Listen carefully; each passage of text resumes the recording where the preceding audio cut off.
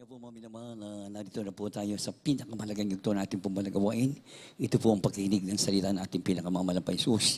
Kaya inanyahan ko po kayong tumayo bilang pagbibigay galang sa salita ng ating pinakamamalampay Jesus.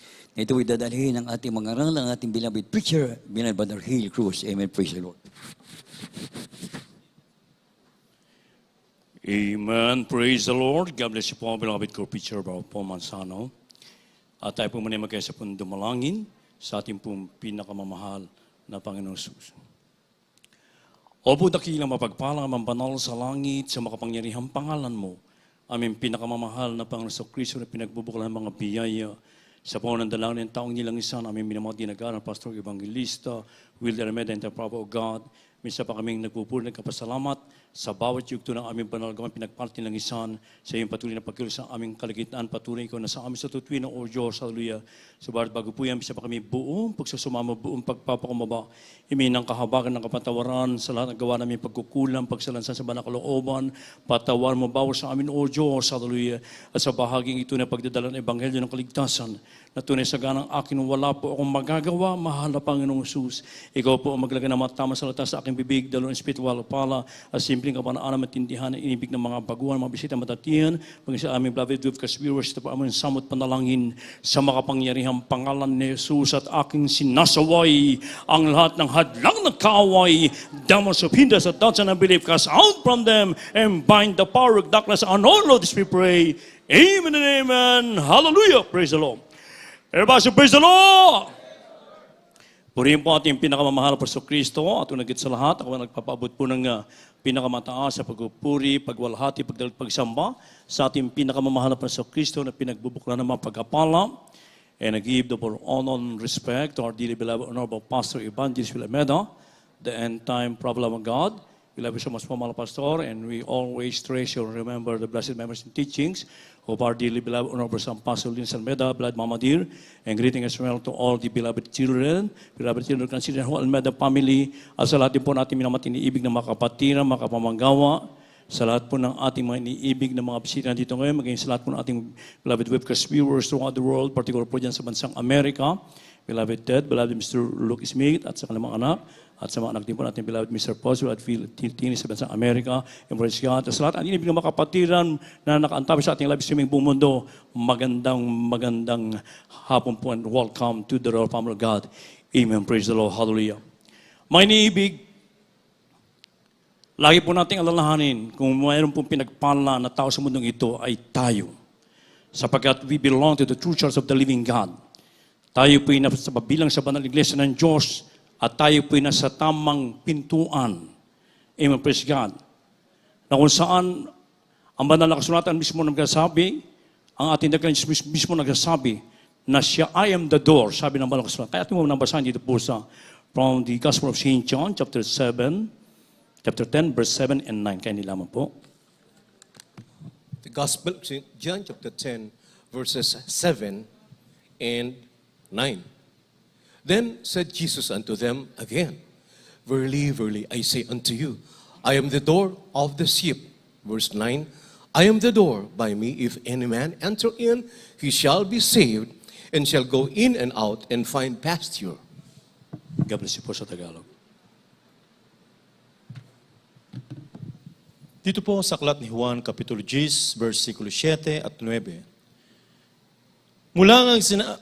Muli ngang sinabi sa kanila ni Jesus, katotohanang sinasabi ko sa inyo, ako ang pintuan ng mga tupa, sa 9. Ako ang pintuan, ang sinumang taong pumasok sa akin, ay siya'y maliligtas at papasok at lalabas at makasusumpong ng pastulan. Amen. Amen. Praise the Lord. God bless you mga kapatid. Ang mahal na Panginoon magpala sa kanyang banal na salita. So napakaliwanag ang sinasabi ng banal na kasulat ng mga inibig ko, ng ating dakilang Diyos mismo, ang ating pinakamamahal na Panginoong Jesus, ang nagsabi na siya ang door, ang pintuan. Ang inibig ko ng mga pastulan, mga inibig ko. Na dito, mga inibig, in the sheep, I am the door of the sheep, sabi ng banal na kasulatan. Kaya nga, ang ating mahal na Panginoon mismo ay nagbibigay lagi ng panahon upang ang mga tao po'y makalapit sa tunay na pintuan ng ating dakilang Diyos na buhay. Sapagkat pag ikay nakaspasok sa pintuan ng ating pinakamamahal, siya mismo, yung pintuan na siya mismo ang ating dakilang Diyos na buhay, na kung saan dito ang sabi, ay makakasumpong ka ng masaganang pastulan.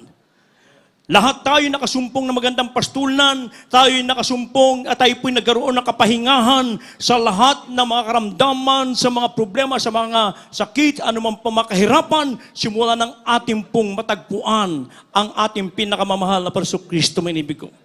At tayo pinagpala sa lahat ng pinagpala, sapagkat ginamit dito ang ating dearly beloved Honorable Pastor Evangelist Almeida, ang tunay na pastor ng ating kaluluwa, tunay na propeta ng ating pinakamamahal na Panginoon, sa kanilang panalangin, pangangaral, pag-aayuno, mga inibig ko, sa kanilang pagsasakripisyo, isa tayo sa naabot ng banal na ebanghelyo ng kaligtasan, mga inibig ko, at tayo ngayon ay nandito sa tunay na pintuan ng ating pinakamamahal na Panginoon, na sa yun, sa mismo ang Diyos na siya ay doon patungo sa kalangitan, mga inibig ko. Kaya nga napakahalaga, mga inibig ko, na ating pong ingatan yung kaligtasan na nasa atin na, mga inibig ko. Huwag natin ito ipagwawalang bahala, mga inibig ko. Sapagkat pag tayo pinagpabaya, tayo rin po ang mapapahamak, mga inibig. Napakinggan natin ang mga pinagpalang buhay na patuto kanina, magmula sa simula hanggang sa matapos, mga inibig ko. Isipin niyo po, nung wala pa sila sa gawang ito ng ating dakilang Diyos na buhay, na hindi pa nila nasusumpungan ng tunay na pintuan na patungo sa ating pinakamamahal na Panginoon, na kung saan dati ang kanilang buhay, isang nagpato kanina, ating brother, na kung saan ay nandun ang grabing mga bisyo, dating grabing drug addict, mga inibig ko, at pagkatapos po ay hold upper din, mga inibig ko. Nang-hold up siya. At yung isa naman nating kapatiran na mainit din nagaling sa mga na makasumpong sa gawang ito, mga inibig ko, pinagaling din kanilang mga karamdaman, binagong kanilang mga buhay, isang araw na-hold up din, mga inibig ko. Pero makikita natin, yung ating kapatid na hinold up, siya lamang ang hindi nakita. Siya ay nagpupuri sa ating pinakamamahal, nakataas ang kanyang kamay, mga inibig ko. At yun namang ating kapatid na nang hold up dati, mga inibig ko, siya rin po ay pinagpala binagong lubos ng ating pinakamamahal na Panginoon. Mula sa kahirapan, mga inibig ko, nagdarho pa kanyang mga buhay, mga inibig ko. Ngayon meron na silang sariling tahanan, mga inibig ko. Mga kapatid natin, na kung saan ay talagang walang patutunguhan ng kanilang buhay, andun ang grabing kahirapan, nangungupahan lamang, ngayon sila na ang nagpapaupa, mga inibig ko. Andun grabe yung greener pasture na ipinangako ng ating pinakamamahal na Panginoon, maglingkod ka lamang ng buong katapatan, isagawa mo ng 100% ang kanyang banal na kalooban, mga inibig ko. Panghawakan natin yung kaligtasan na nasa atin, mga inibig ko. Yung proteksyon, yung pag-iingat, yung paggagalingan ng karamdaman, isipin po niyo po, yung baby na walang lungs, walang baga, imposible yun na mabuhay, mga inibig ko. Subalit sa panalangin ng tao ng Diyos, may inibig ko na sila nagpa-back up prayer. Anong himala ng ating mahal na Panginoon? Binigyan ng baga, ngayon po ay 8 taong gulang na. Palakpakan po ating pinakamamahal na Panginoon. Everybody, praise the Lord! Kaya may inibig ko, panghawakan natin yung kaligtasan na nasa atin, na ito ibinigay sa atin ng ating mahal na Panginoon. Dito tayo na sa totoong gawain ng ating pinakamamahal na Panginoon. Ito ang pintuan. Siya ang ating pinakamamahal na Panginoon. So Kristo mismo, mga inibig ko. Kaya nga ang Diyos ay ibibigay lagi ng kalayaan na lahat tayo makapasok sa dakong banal na yan. Subalit na kailangan mong lumapit at magpakumbaba sa harapan natin pinakamamahal na Panginoon. Ano po sabi dito sa Hebrews chapter 10, verses 19 and 20? Kaya lamang po. The book of Hebrews chapter 10, verses 19 and 20. Having therefore, brethren, boldness to enter into the holiness, into the holiest by the blood of Jesus, by a new and living way, which He hath consecrated for us through the veil, that is to say, His flesh. God bless you po. Dito po sa Hebreo Kapitulo 10, versikulo 19 hanggang 20. Mga kapatid, yaman may kalayaan nga makapasok sa dakong banal sa pamagitan ng dugo ni Jesus, sa pamagitan ng daang bago at buhay sa kanyang itinilaga sa atin, sa pamagitan ng tabing sa makatuwid bagay sa kanyang laman. Amen. Praise the Lord. Purihin po ang ating pinakamamahal na Panginoon. God bless you, mga kapatid. Everyone, praise the Lord. So may kalayaang makapasok sa dakong banal. Ano po yung dakong banal na yan? Yung po yung langit na minimiti ng bawat Kristiyano na naglilingkod sa ating pinakamamahal na Panginoong Kristo. Kaya nga sa pamamagitan ng makapangyarihang dugo na tumigil sa krus ng Kalbaryo ng ating dakilan sa buhay, doon tayo nagkaroon ng kaligtasan, doon tayo nagkaroon ng pagbabago. Dati-rati ang ating lakad, doon tayo dati sa dating daan na nilalakaran ng masamang tao. Yun ang ating lakad dati nung wala pa tayo sa banal na gawain ito. Subalit ngayon, na makilala natin at masumpungan natin ang tunay na gawain ng ating pinakamamahal na Panginoon, tayo po ngayon ay sa bagong daan na. Bagong buhay na pinagkalob sa atin ng ating pinakamamahal na Panginoon. Kaya yung dati nating buhay na makasalanan, wag na po natin babalikan yan. At magsabing, praise the Lord. Maging maingat po tayo, mga inibig ko. Sa ating paglilingkod, ang diablo ay nagpapadala din ng kanyang mga mensahero, mga inibig ko, ng kanyang mga alagad, upang ang mga anak ng Diyos ay kanyang guluhin. So, balit tayo po, sa kahabagan ng Diyos, equip tayo ng Word of God sa pagtuturo, pangangaral ng propeta ng ating pinakamamahal na Panginoon, ang mga Bible study, ating beloved Honorable Assistant Pastor Lisa Almeida, at beloved Mama Dir, yan po ay makapagbibigay sa atin ng kalakasan ng ating pananampalataya, ng ating paglilingkod sa ating pinakamamahal na Panginoon upang hindi po tayo makagawa ng mga bagay na hindi kinulugdan ng Diyos. Maalala ko ang sinasabi ating minamahal dinagahan na pastor, kahit ikaw ay nasa tunay na gawain ng ating pinakamamahal na Panginoon, pag hindi mo rin isinasagawa ang banal na kalooban at ang banal na katwiran ng ating dakilang Diyos na buhay at lumilihis ka, ikaw ay hindi rin masasama sa rapture of the church. Oh. Kaya ito po'y babalasabaw sa ating mga inibig. Panghawakan natin yung ating kaligtasan, yung ating pananampalataya. Tayo po'y nasa totoong pintuan na mga inibig. Ang gagawin na lamang po natin, iingatan na lamang natin ang ating paglilingkod upang sa nalalapit na pagbabalik ng Diyos anytime ay kuhanin tayo ng ating dakilang Diyos. Sapagat anytime rapture will take place, any moment, nandiyan ang mga sinyalis, mga nangyayari ngayon. Kaguluhan, patay, kaliwat kaman. Inibig ko, napipinto mga gera, mga kalamidad, mga salot. Itong salot na ito na kung saan talagang marami ng milyones na ang namatay, mga inibig ko. Kaya nga, maglingkod tayo ng buong katapatan, mga inibig ko. Ngayon ang tanong, paano po ba tayo makakapasok sa pintuan na yan? Ano po ang kinakailangan isagawa ng lahat ng tao, lalo na ang mga Kristiyano naglilingkod sa ating dakilang Diyos na buhay? Ano po sabi sa banal na kasulatan, kinakailangan mong sumampalataya sa nag-iisang Diyos na buhay. At kinakailangan mong magkusa at maging masunurin. Kaya nilaman po, pakibasa po ito, magkasunod na po. Sa Romans chapter 5 verse 2 and Isaiah chapter 1 verse 19. Kaya hindi na po, chapter 1 verse 19. The book of Romans chapter 5 verse 2. By whom also we have access by faith into this grace wherein we stand and rejoice in the hope of the glory of God. The book of the prophet Isaiah chapter 1 verse 19. If ye be willing and obedient, you shall eat the good of the land. God bless you po sa Tagalog. Mga taga-Roma, Kapitulo 5, versikulo 2. Sa pamamagitan din naman, niya'y nangagkaroon tayo ng ating pagpasok sa pamamagitan ng pananampalataya sa biyayang ito na diyan ay nagsilagi tayo at nagaglak tayo sa pag-asa ng kaluwalhatiang ng Diyos. Amen. God bless you po. Dito po sa Isaiah Kapitulo 1, versikulo 19, kung kayo magkusa at masunurin, kayo magsisikain ng buti ng lupain. Purihin po ating pinakamamahal na Panginoon. Everybody praise the Lord. So, paano po tayo makakapasok sa pintuan na yan na siya mismo ang ating pinakamamahal na Panginoon Jesus? Ang sabi ito, may inibig ko, kinakailangan sa pamamagitan ng pananampalataya. At pananampalataya lamang po sa nag-iisang Diyos na buhay. Doon tayo makakapasok sa kaharian ng ating pinakamamahal na Panginoon Kristo. Nang sabi dito sa 1 Corinthians chapter 8 verse 6, but to us there is but one God, the Father, of whom are all things, and we in Him, and one Lord Jesus Christ, by whom are all things, and we by Him. 1 Timothy chapter 3 verse 16, and without controversy, great is the mystery of godliness. God was manifest in the flesh, justified in the spirit, seen of angels, preached unto the Gentiles, believing around the world, receive up into glory. Isaiah 9:6, For unto us a child is born, unto us a son is given, and the government shall be upon his shoulder, and his name shall be called Wonderful, Counselor, the Mighty God, the Everlasting Father, the Prince of Peace. Kinakailangan mong sumampalataya sa Diyos sa buhay. Ang ating Ama sa langit, na punong-puno ng pag-ibig, iniwan niya yung kanyang magarang trono sa kalitan, nagkatawang tao siya.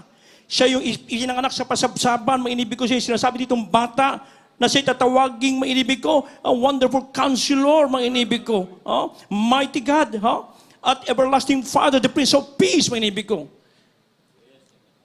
At wala daw pagtalo-talo. Ang Diyos, ating Ama sa langit, nagkatawang tao. Kaya siya yung ating pinakamamahal na Panginoon, dapat ating sampalatayanan upang ikaw ay makapasok diyan sa pintuan na yan. Sapagkat dati-rati ang ating sinasampalatayanan, dalawa, tatlo, maraming Diyos na ating sinasamba, na ating nakikita sa pagkakalang yun ng Diyos na ating makikinig sa ating mga panalangin na dala ng mga relihiyon sa ating minibig ko. Subalit walang katugunan sa ating panalangin. Ang ating mga panalangin in vain, minibig ko, walang ngang gumaling sa atin. Umasa lagi tayo sa doktor at hospital.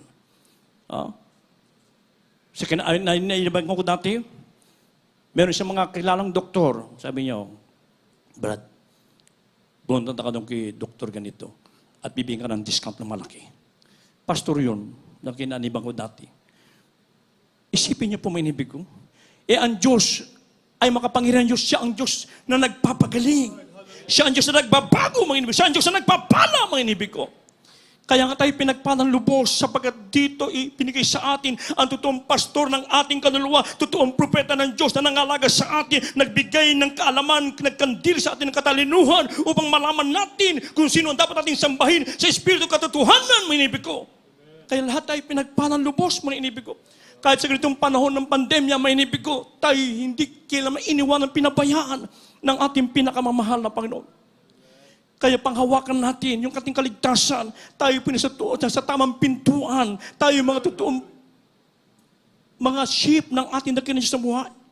Kaya maglingkod po tayo, lumakad tayo ayon sa kalooban ng ating pinakamamahal na Panginoon. At paano mo pa may isasagawa na makakapasok doon sa pintuan na yan? Ano pang pinagagawa ng ating dakilan sa buhay na dapat natin gawin? Ano pong sabi dito sa Hebrews? Chapter 10, 22 and 23, kanila naman po. The book of Hebrews chapter 10, verse 22 and verse 23. Let us draw near with a true heart in full assurance of faith, having our hearts sprinkled from an evil conscience and our bodies washed with pure water. Let us hold fast the profession of our faith without wavering, for He is faithful that promised. God bless you po sa tagal.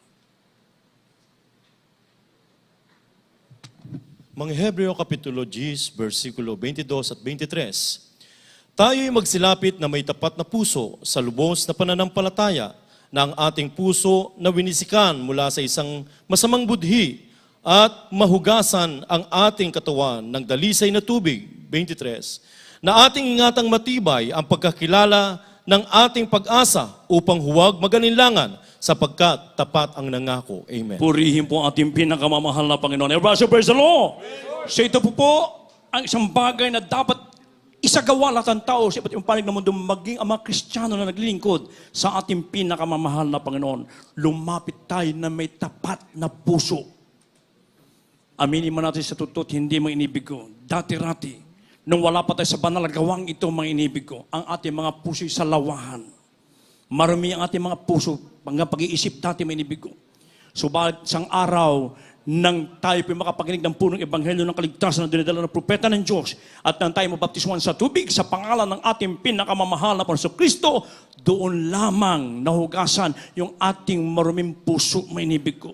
Ngayon meron na tayong pusong dalisay, busilak na nagmumula sa ating pinakamamahal na Panginoon. Everybody praise the Lord!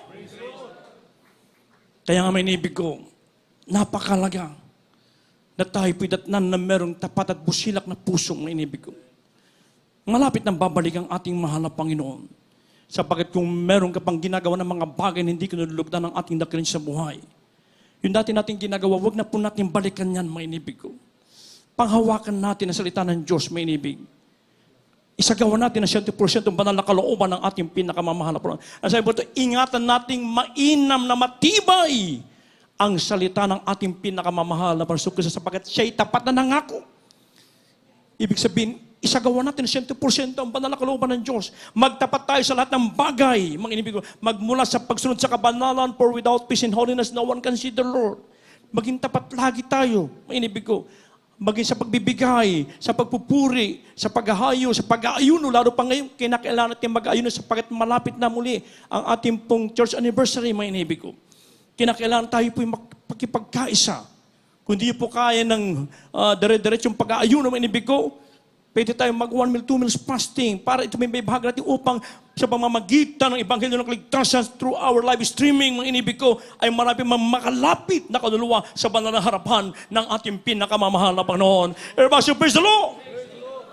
Maglingkod po tayo ng buong katapatan. Ingatan natin ng mainam na matibay ang salita ng Diyos. So we have to meditate the Word of God day and night. Ang banal salitang ito, ito pong ating maging sandata, mga inibig. Huwag lamang natin nababasa ito pag tuwing banal na gawain. Huwag po mga inibig ko. Basahin po natin. Ating minamat ginagawa ng pastor, maalala ko yung sinasabi niya, ilang chapters ang nababasa kada araw, mga inibig ko. Mahigit 100 chapters, binabasa pa ulit-ulit, ilang beses na nabasa ang banal na kasulatan. Yun din po ang ating gawin, mga inibig ko, sapat dito magkakaroon tayo ng katalinuhan na nagmumula sa ating pinakamamahal na Panginoon. At pag nagawa natin ng mga bagay na yan, mga inibig ko, lagi may pangako ang ating dakilan sa buhay. Nang sino man lumalapit sa ating dakilang Diyos na buhay, kailanman ay hindi niya ito itinataboy. Lagi niyang welcome. Huling talata, John chapter 6, verse 37. Kaya nila po. The Gospel, John chapter 6, verse 37. All that the Father giveth me shall come to me, and him that cometh to me I will in no wise cast out. God bless you po. 1 Kapitulo 6, versikulo 37. Ang lahat ng ibinibigay sa akin ng Ama ay magsisilapit sa akin at ang lumalapit sa akin sa anumang paraan ay hindi ko itataboy.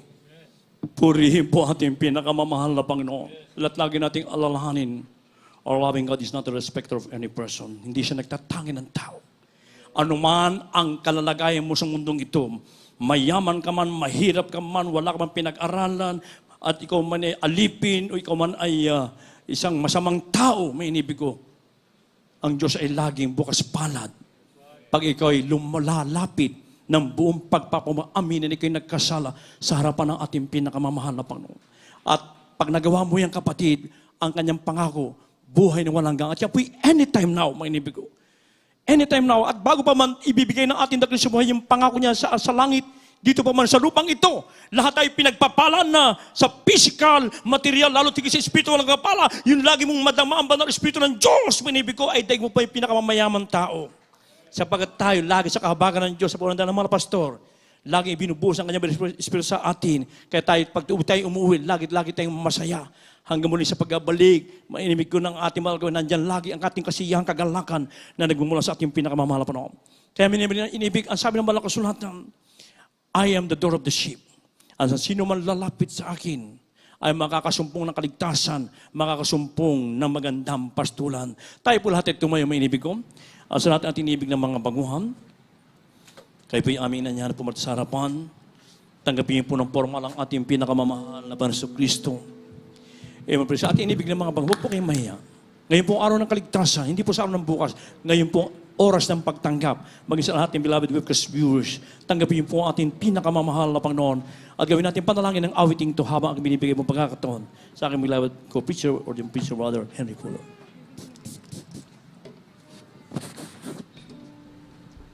Amen. Praise the Lord.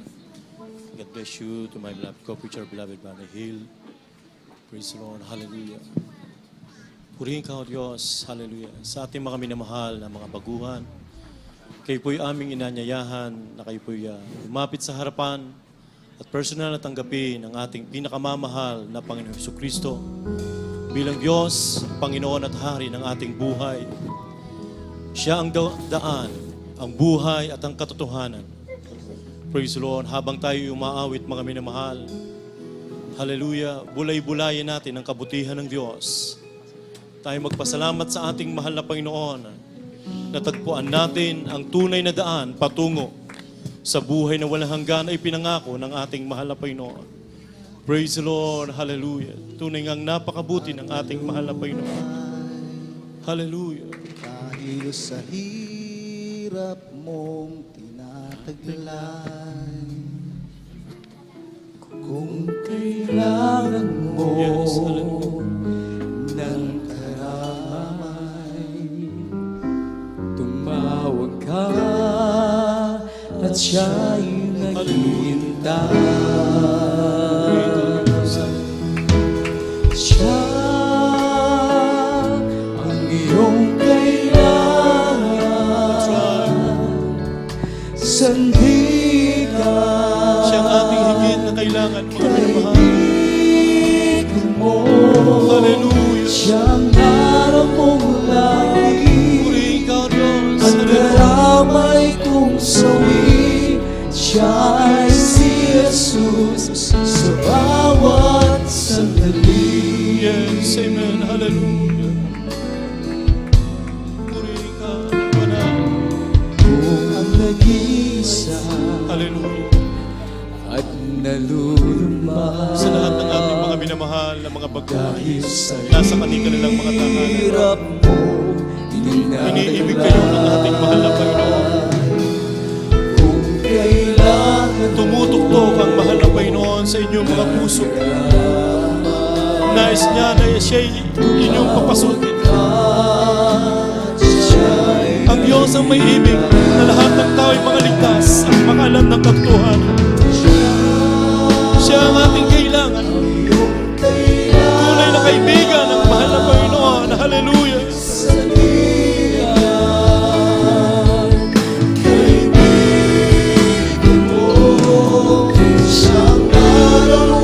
Yes, Lord. Hallelujah. at karamay kong sawi. Siya ay si Jesus sa bawat sandali. Praise the Lord. Hallelujah. Ang buhay That's right. ay walang sigla, laging tapunan at laging alala. Tanging ka, Jesus, makakaasa, Hallelujah. kalikasan, lubos na ligaya. Siya ang dapat tanggapin Yes, hallelujah. at kilalanin sa buhay ko. Siya noon, bukas, ngayon, sa dalangin ko'y tugon. Siya ay si Praise the Lord. Jesus sa habang panahon. Kaya dalangin mong pagkakatandaan, siya lang ang may pag-ibig na tunay. Yes, hallelujah. Pag-ibig na tunay. Siya Ikaw ang aming kailangan, mahal na Panginoon. Ikaw ang aming sandigan ng tunay na kaibigan. Hallelujah, hallelujah. Siyang araw mong langit at karamay kong sawi. Siya ay si Jesus sa bawat sandali. Praise the Lord. Hallelujah. Praise the Lord. Hallelujah. Mga minamahal, tunay nga ang ating pinakamamahal na Panginoong Hesus, ang siyang tunay nating kailangan. Kung meron tayong mga kaibigan, kapag tayo nasa oras ng kagipitan, hindi natin sila tunay na maaasahan. Ang ating mahal na Panginoon ang siyang tunay na ating maaasahan. Ang kanyang pangako, I will never leave you nor forsake you. lahat ng ating pangangailangan ay kayang ibigay ng mahal na Panginoon na hindi kayang ibigay ng ating kapwa. Kaya siya ang ating kailangan. I am the way, the truth, and the life. No man cometh unto the Father but by me. Siya ang tunay na daan. Wala nang iba. Praise God. Hallelujah. Sa pangalan ni Jesus, yan ang pangalan na ibinigay sa silong ng langit na sukat nating kaligtas. Kaya sa ating mga minamahal na mga bisita, sa mga baguhan, higit nating kailangan walang iba kundi ang ating mahal na Panginoon. Siya ang ating sandigan, siya ang ating tunay na kaibigan na kailanman hindi tayo pababayaan. Kaya nga mga kapatid, kung nais nating makapasok sa daan patungo sa buhay na walang hanggan, tanggapin natin ang ating pinakamamahal na Panginoong Hesus. Ang sabi ng Juan 1:12, sa lahat ng sa Kanya'y nagsitanggap, binigyan niya sila ng karapatan na maging anak ng Diyos.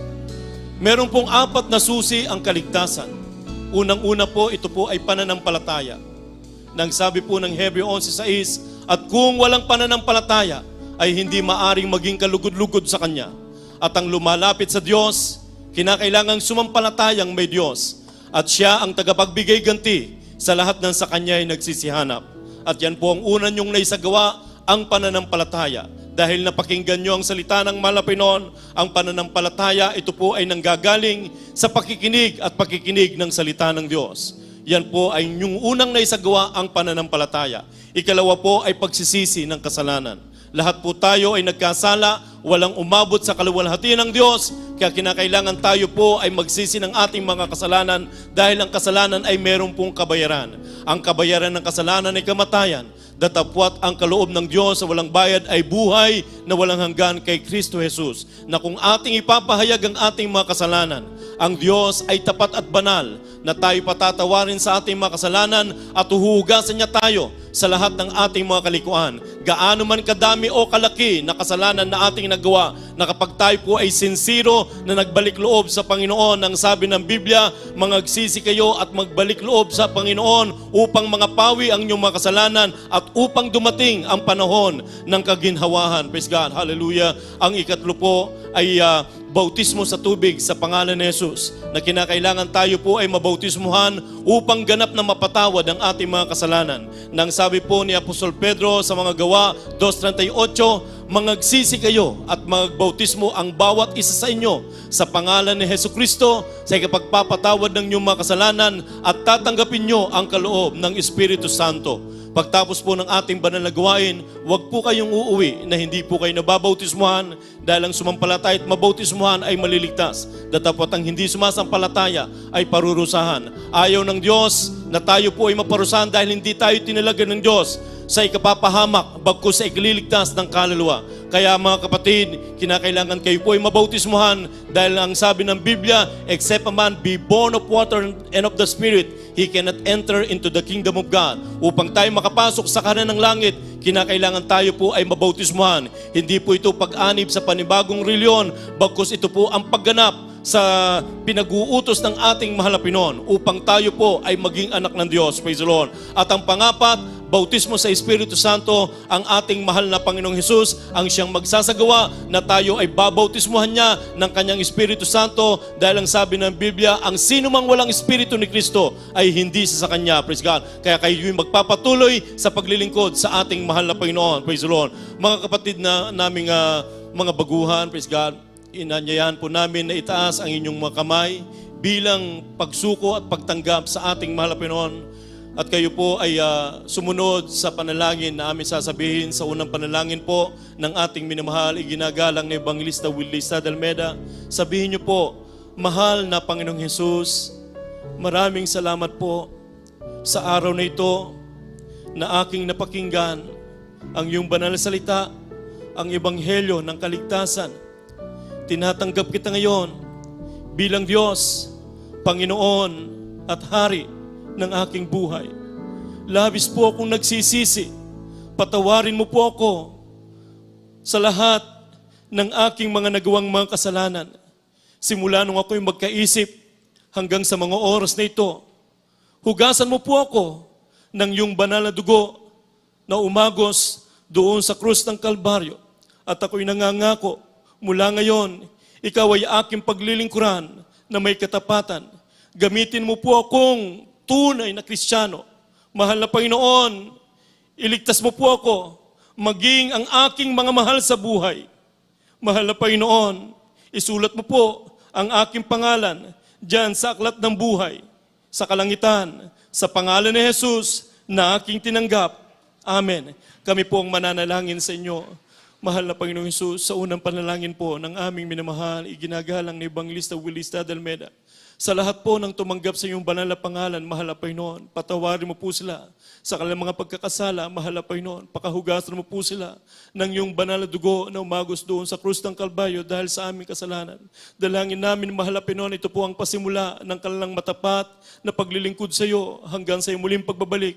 Panghawakan mo po, mahal na Panginoon, ang mga baguhan na tumanggap, O Diyos, hallelujah. Dalangin namin, mahal na Panginoon, iligtas mo po sila, maging ang kanilang mga mahal sa buhay, O Diyos, sila'y aming makasama sa paglilingkod sa iyo. Iligtas mo po sila, mahal na Panginoon, at isulat ang kanilang mga pangalan sa aklat ng buhay, dyan sa kalangitan, sa pangalan ni Jesus. Amen and amen. Praise the Lord. Hallelujah.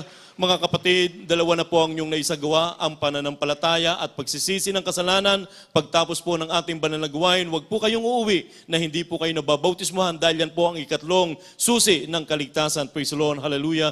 At mga minamahal, tayo po ay dadako sa ating mga pangangailangan, sa ating masiling ipagkaloob po ang buong pagkakataon to our beloved ordained preacher, beloved Brother Rob Blanco. Praise the Lord. Amen. God bless you, my beloved co-preacher, beloved Henry. Praise the Lord. Manalangin po tayo, mga minamahal, para sa lahat ng ating mga pangailangan. Magsisi po muna tayo. Mapagpala po naming Diyos, na mapangyarihan sa lahat, sa pangalan ni Jesus. Sa unang dalangin namin kagalang-galang mga pastor, Evangelist Uldes, Rod Almeida, and time prophet, natin po kami sa iyo banal na paanan, nagpapakumbaba, nagsisising lubos, malapang sa lahat ng ngayong pagkakasal, pagkukulang sa iyo, patawarin mo kami, malapang, tulungan mo kami, na masunod po namin lahat mong kautusan, malapang Panginoon, at maging handa sa dakilang araw na yan, yung pagbabalik, malapang Panginoon, at maggamit mo rin po sa napakalawak mong gawain, malapang Panginoon, bago magbabalik sa pagliligtas pa ng maraming kaluluwa bilang ilaw at asin sa libutang ito, na sa pangunguna namin kinigala magulang sa beloved chin at lubos aming pasasalamat at kalooban ng totoong mga magulang sa iyo. Amin na mga kinigala, malapastor ng alam buong katotohanan ngayon. Sigurado kami ng langit buhay na walang binago mo kaming lubos, malapanginoon. Pinagpala mo sa lahat ng pinagpala at ang patuloy ng kalakasan mahabang buhay namin magkinigala, pastor. No, the beloved children, malapanginoon, at lahat ng pagpapala, gumapaw, spiritual, physical, material, pagpapala sa buong sambayan, kinagala magulang sa iyo, malapanginoon, upang patuloy papanganay sa Ebanghelyo sa buong kinapanagang sa iyong pabalik. Thank you so much, Lord Jesus. Hallelujah, hallelujah, hallelujah. Praise the Lord.